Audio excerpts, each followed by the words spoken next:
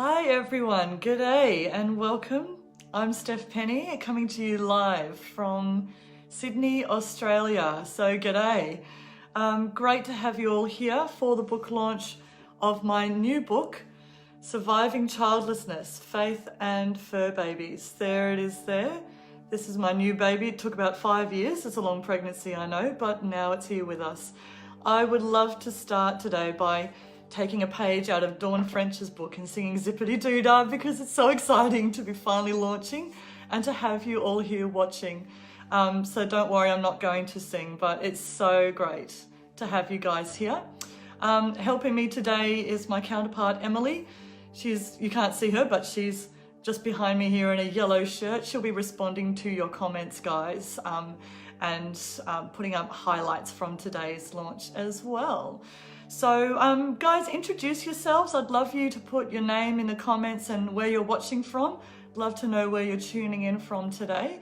And feel free to ask questions as we go and leave comments for me. We're actually having a giveaway today. So one person who comments will be receiving a free copy of Surviving Childlessness autographed by me. So keep those comments rolling in. That's a worthy cause. So just to give you an outline of what we'll be covering today, I'll obviously be talking about my new book, Surviving Childlessness. Facebook gurus will tell you to be subtle when pitching your product, but I'm not subtle. So this is all about surviving childlessness today. I'll talk about why I decided to write the book. We'll be reading an excerpt from Surviving Childlessness as well.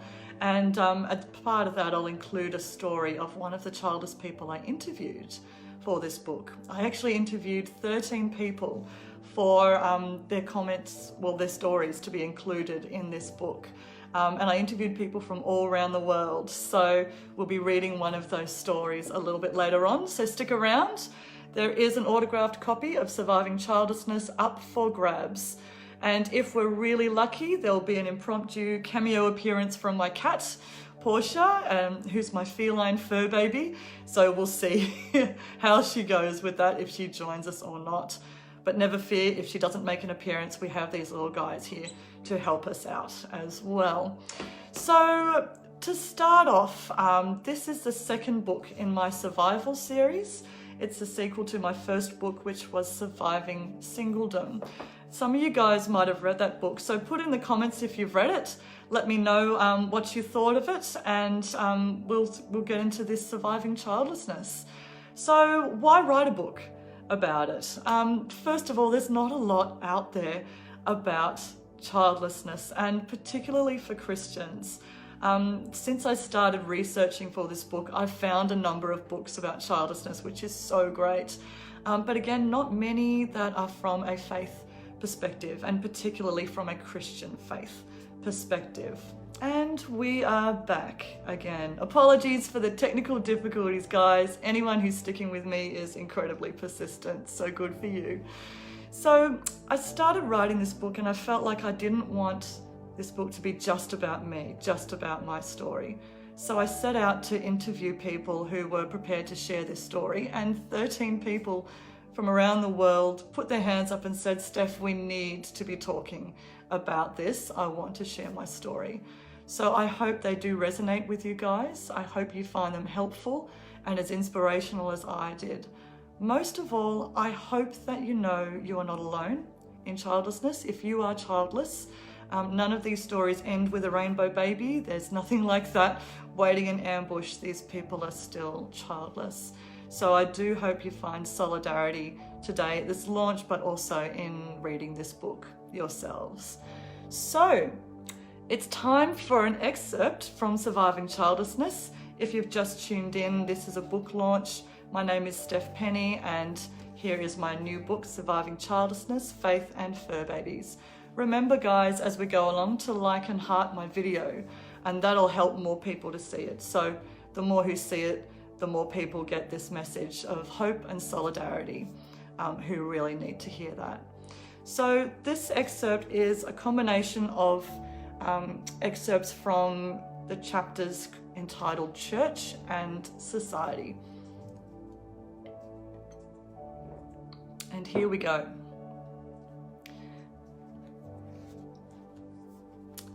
I have a confession to make. I do not like avocado. I know this makes me the most unhipster person to ever roam the reaches of this gentle planet, but it is true. I have done everything in my power to make myself fall in love with this smashable superfood. I have tried avocado with prawns, with lemon juice, with my nose pinch to see if it improves the flavour. It does not. It's hard living in a pro-avocado world. When I go out for breakfast, everyone else is tucking into their plates of avocado, looking like adverts for happiness. It is even harder to order from a pro-avocado menu. I find myself ordering the one avocado-free meal, just so I do not have to say, "Without avocado, thanks," to the wait person and squirm under their judgmental stare. I feel like the odd one out, to say the least. Just like many childless people feel in our kid-centric world. When I got married, I formed a whole new family with my husband. We are a legitimate family comprising of 2 adults. But this is rarely recognised, and this was once highlighted for me at a church dinner event. My husband and I sat at a big round table with 3 other couples. Those couples proceeded, and I swear this really happened, to verbally bash childless people for about 40 minutes. "They have no idea what it's like to be a parent," they chorused. Finally, they paused for breath, and one of them asked if I had a family. I chose to misunderstand. I put my arm around my man and gushed, "Yes, I have a wonderful husband." "No," she blundered on, "do you have children?" Breathe, Steph. Just breathe. How great it would be if we Christians could work together to break down these barriers. Sadly, many childless people have struggled to fit into the church mainstream. Even more sadly, churches have not always recognised this, but have carried on as usual, perpetuating social divides and isolation. But we still belong to the global church, the real church, the one that thrives no matter what. The real church welcomes mess and vulnerability and raw honesty. In the real church, you and I have a place. We are valued. We have something to offer. We are accepted and loved. We are worthy. Our opinions, our voices, our stories matter. From an eternal perspective, I am part of the real church, accepted, redeemed, welcomed, and a joint heir with Christ. So if I feel like the odd one out at my local church, it is because I am longing for my heavenly home. Nothing on this earth can compare to the eternal home that awaits me, and that floods me with relief.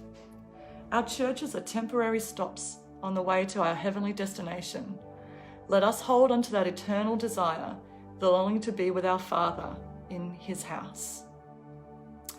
And now we're going to read an excerpt from one of my interviewees' stories. This is from Natasha's story, and Natasha is in Australia. Natasha knew she would have 4 kids, at least. She grew up with 1 sibling. They found it hard to play outdoor games with just the 2 of them, so she was determined to have a minimum of 4 children herself. She met her husband at university, and they married when she was 22. The first 10 years were great. Then they felt the pressure of the clock. When she was 32, they began trying, and they tried for a year. The following year, they went to the doctor for tests. Natasha's husband's tests came back with glowing results, so they went to a fertility clinic. The clinic decided to do an investigative laparoscopy on Natasha at 34. They prayed the whole time. Both Christians, they trusted God to go before them. They knew God could give them a child if He so chose. The results were normal, but she was left with new unexplained pain during menstruation. They were still unable to fall pregnant, even though they were both healthy and medically able to conceive. They had unexplained infertility. The fertility clinic referred them for IVF. Here's Natasha's guide to IVF in 7 easy steps. Number 1. Inject ovary-stimulating drugs into the woman so eggs are mass-produced. Hopefully the eggs do not burst and kill her. 2. Harvest the eggs. Put them in the fridge. 3. Collect sperm from the man. Put that in the fridge. 4. Combine eggs with sperm to make as many viable embryos as possible. Put them in the freezer. 5. Transfer embryos into the woman with a procedure as simple as a pap smear. 6. Hope and pray for success. She heard IVF in Australia has a 20% success rate. And 7. Decide what to do with the remaining frozen embryos because time is up and they need the freezer space. So, what happens next in Natasha's story? Will she choose IVF? Stay tuned for the rest of Natasha's story coming up soon. So, put in the comments, guys, if you can relate to Natasha's story and her experience of unexplained infertility and looking at IVF as well.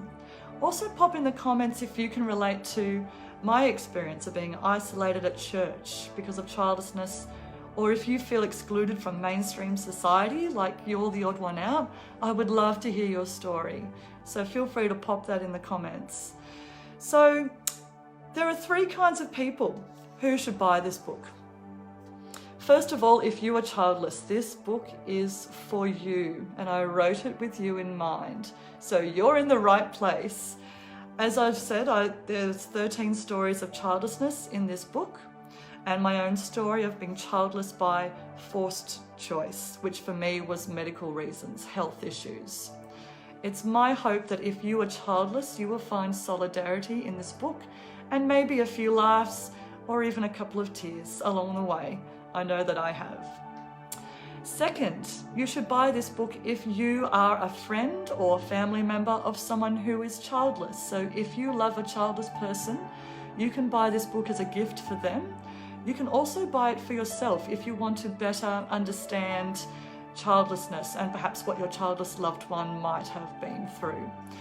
And if you're ever worried about, do I talk to my childless loved one about being childless? I'm worried I'll say the wrong thing. Never fear, I've actually dedicated a whole chapter of this book to you, and it's called For Friends and Family, or What Not to Say. So I hope that is helpful for you. Thirdly, if you are in a church, and particularly if you're in a leadership position at a church, or a pastor or a minister, you might like to get this book as a resource for your church, and especially if you know you have congregational members in your church who are childless. I have lots of ideas and suggestions in this book for how the church can be more aware and more inclusive of its childless members, plus a few examples of how not to do it. So, which category do you fall into? Are you watching today because you're a childless person, or are you a friend and family member of a childless person? Or perhaps you're a Christian and you can think of people in your church who are childless as well. Pop your answer in the comments. Let us know how come you're tuning in today. So if you have just tuned in, we are talking about my book, Surviving Childlessness, that I've just released, and we are about to pick up on Natasha's story. Natasha and her husband have just found out what the IVF process really entails.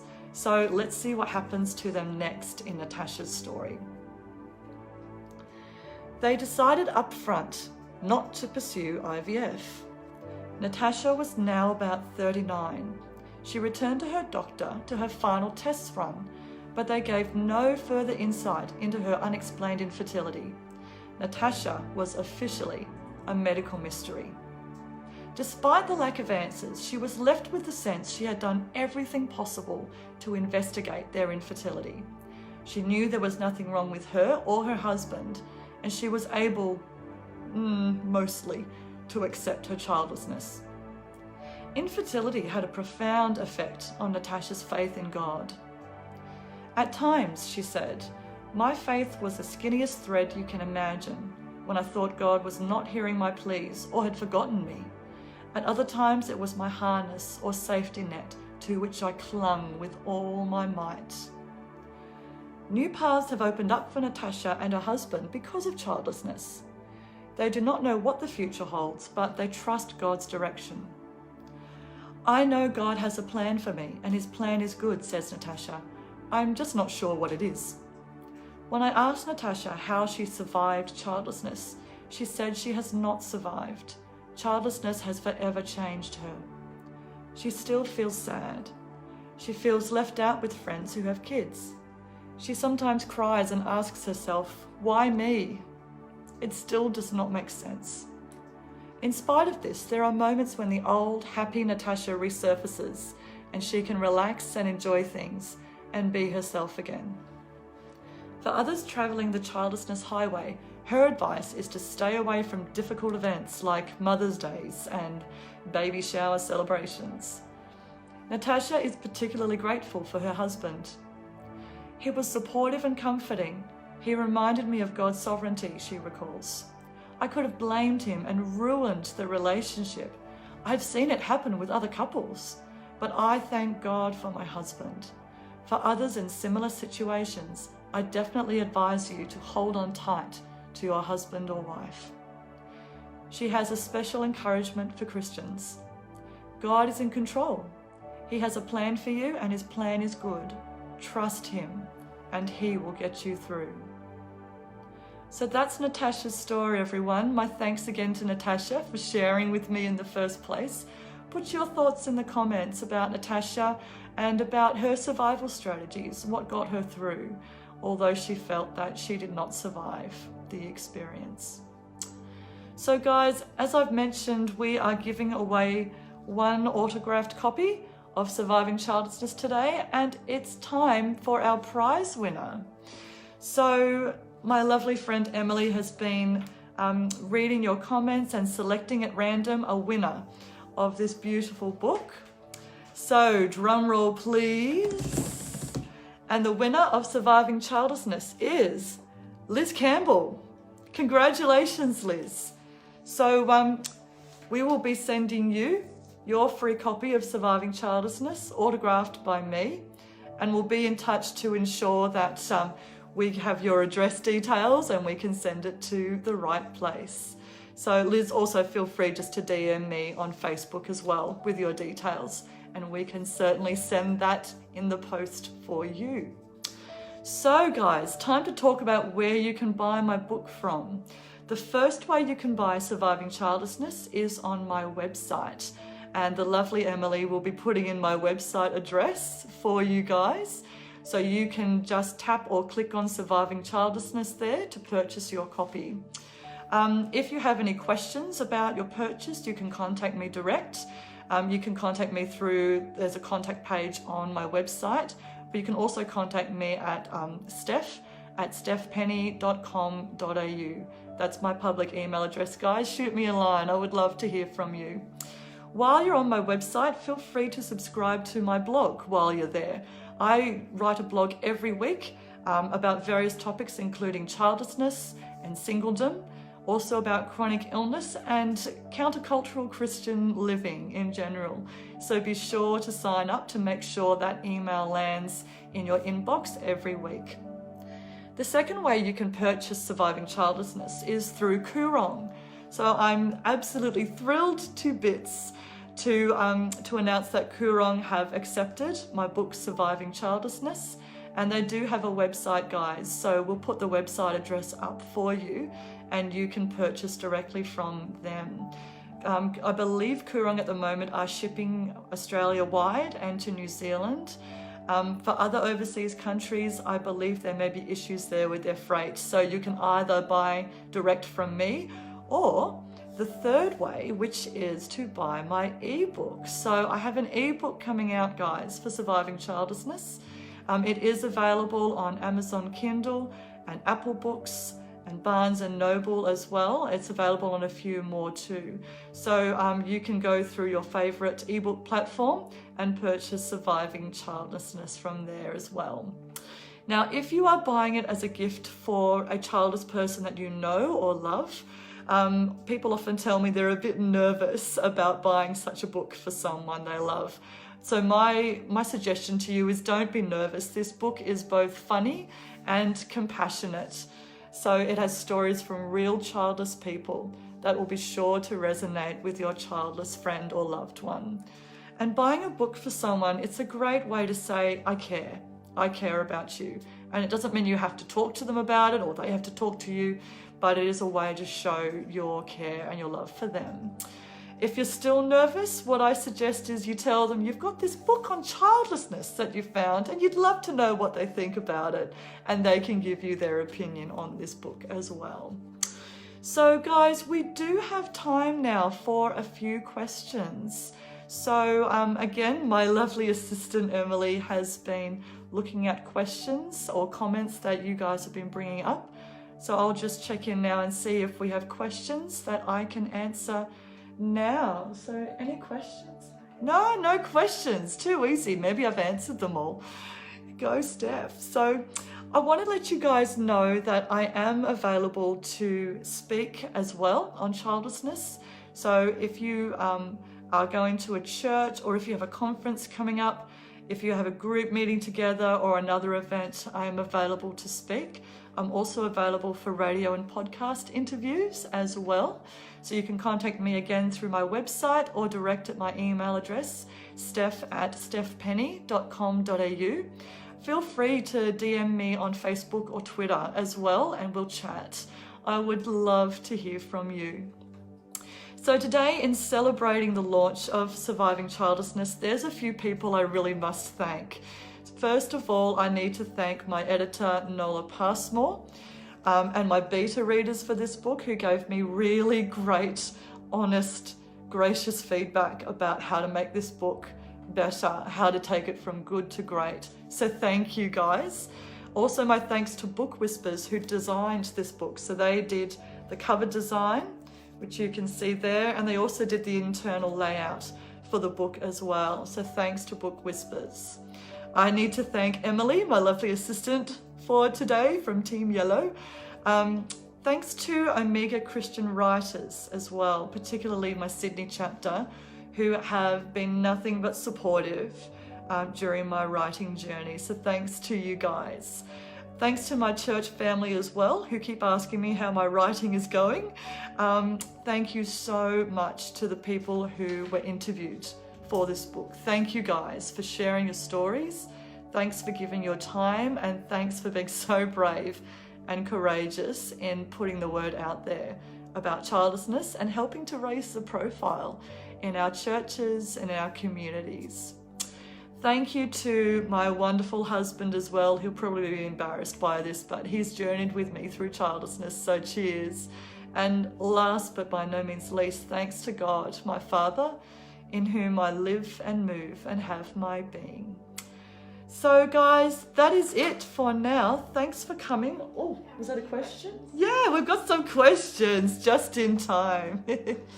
So I've got a question here. What do you think about society's pressure regarding our need to have children? That is such a great question.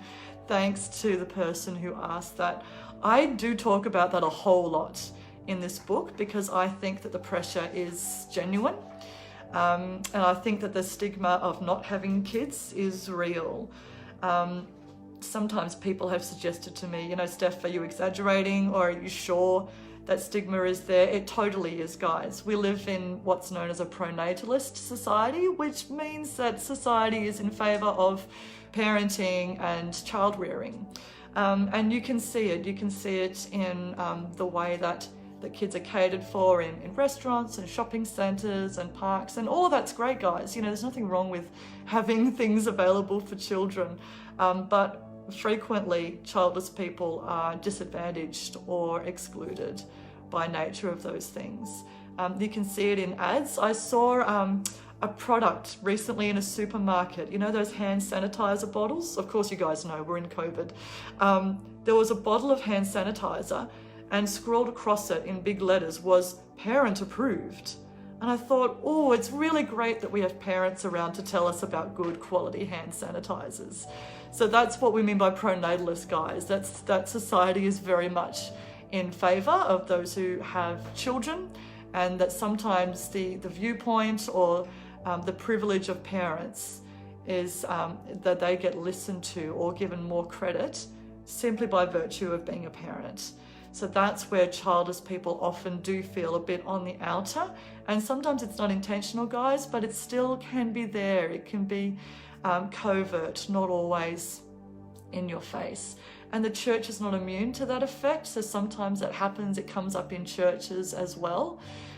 So it's really important that churches are aware that can happen, particularly around, I know I've mentioned this before, but Mother's and Father's Days, guys, that's a tough gig. I don't want a church's job in running that service.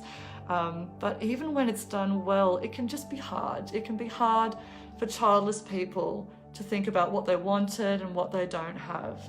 So certainly there is pressure, there is overt and covert pressure out there to have children. And I think really we need to be accepting of one another, no matter what our journeys look like with kids, be it child-free or childless or being a parent. We need to kind of not judge anyone for the choices they make, and to realize there may be a whole story, a whole backstory behind why people are childless. And I guess to treat it with a little bit of sensitivity and maybe a little bit of tact and some respect around, I know you don't have kids, but that's cool. And if you ever want to talk about it, I'm here. But I also, we don't have to talk about this either if you would rather not, show that little bit of respect as well. So big question. I've taken the better part of this book trying to answer those sorts of questions, so I definitely won't cover it all in the time we have here. So we've got another question too. Do you think it's the result of our emphasis on productivity? That's a really good point, and not a point I'd considered, but absolutely I can see how that would be connected. I've been reading about ideas of usefulness and how society values people who are perceived to have some kind of use, they can contribute to society. And I've certainly seen where there's been, I guess, it goes against childless people. There are assumptions that a childless person doesn't want to contribute to society or doesn't want to invest in the future of our planet, or doesn't care about the future of the human race, like it's a selfish thing, like childless people must be childless out of selfishness, which may or may not be the case. I can't comment on every other childless person, but in my experience, it's very rare. It's very rare that a childless person would be childless out of selfishness. There's normally some pretty big reasons going on for why that's the case.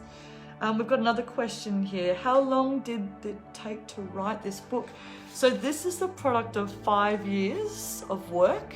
Part of that, guys, was research. So I spent the first 9 months doing a lot of online research and reading forums on miscarriage and infertility and talking to a lot of people, looking for other books that were written on this subject, including books of faith and childlessness. And I reached out to a lot of people and asked a lot of questions about their childlessness experience.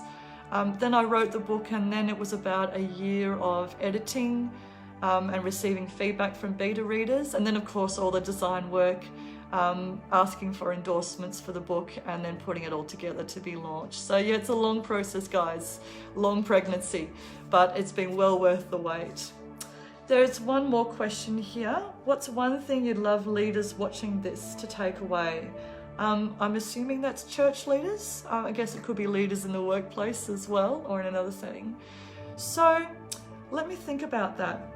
The one thing I'd love leaders to take away. I think it's important in the church context. It's really important to remember that our church family, and I use that term knowing that it gets bandied about a lot, but our church family is our spiritual family and it's our eternal family. So the people that we know in our church and in other churches are our eternal family. That's the family that's going to last forever. Those who have families on this planet, so the families we grew up with, the families we might form with a partner or a spouse, the families we may or may not have involving children or little people, those are only our family while we're on this planet. Our real family, our eternal family, are those who are Christians with us, who believe and trust God to look after them following our death and our leaving this planet. And I think that's a really key message that I think I hear a lot of talk about, you know, oh, don't worry if you don't have children, you always have your spiritual family, like it's a consolation prize. And it's not, guys. Our eternal family lasts forever. This is the main thing. It's our main ministry, is to one another in our spiritual family. And I think I want that to be the message. I don't want it to be about, you know, let's honor mothers, let's honor fathers, and oh, by the way, those who are childless, yeah, good on you for being here too. It feels like such an afterthought, guys. We need to be included and valued just as much as any parent in the congregation, because what we do has value, it has worth, and it's just as valid and valuable as anything that parents have to offer, guys. It looks different, but ultimately what we all have to offer, of course it looks different because we're all unique as well. So I think it's really important to recognize that and to include, make sure you are intentionally including the childless people in your congregation, not as an afterthought, not as a, oh, do you want to come over too and join everyone else on this play date, but really go out of your way and make sure they know that they are family, that they belong. Don't leave it any room for doubt there. Make sure they know they're included. So I'm going to leave the questions there. Thank you guys so much for asking those questions. They're really great points, and I definitely delve into those questions in the book. So thank you all so much for coming and supporting this launch of Surviving Childlessness, and thank you for helping me celebrate it. Remember to like and heart my video, because the more likes we have, the more people will see it who really need to see it. Remember that there is a UK launch happening next Saturday as well in Australia, in Sydney, Australia. That's happening 9 o'clock at night, and that's going to be 12 o'clock midday in the UK. So feel free to tune into that launch as well. I also am pleased to announce that there is a book signing coming up at Coorong at their West Ryde store in Sydney. So if you're in the area on Saturday the 26th of June, I'm going to be there from about 10 in the morning to about 3 in the afternoon, and I'd be happy to autograph your copy of Surviving Childlessness, but I'd also love to meet you face to face. I'd love to chat and talk with you about all things childlessness. So I'd love to see you there. Remember, guys, you're not alone. If you are childless especially, you are not alone. There are others all around the world going through similar journeys to what you're going through. So I pray for you guys that God will bless your journey, whether that's your own journey of childlessness or that of someone you know and love. Okay, I'm going to sign off now, guys, but once more, it was great to see you all here. Take care of yourselves, and bye for now from Sydney, Australia.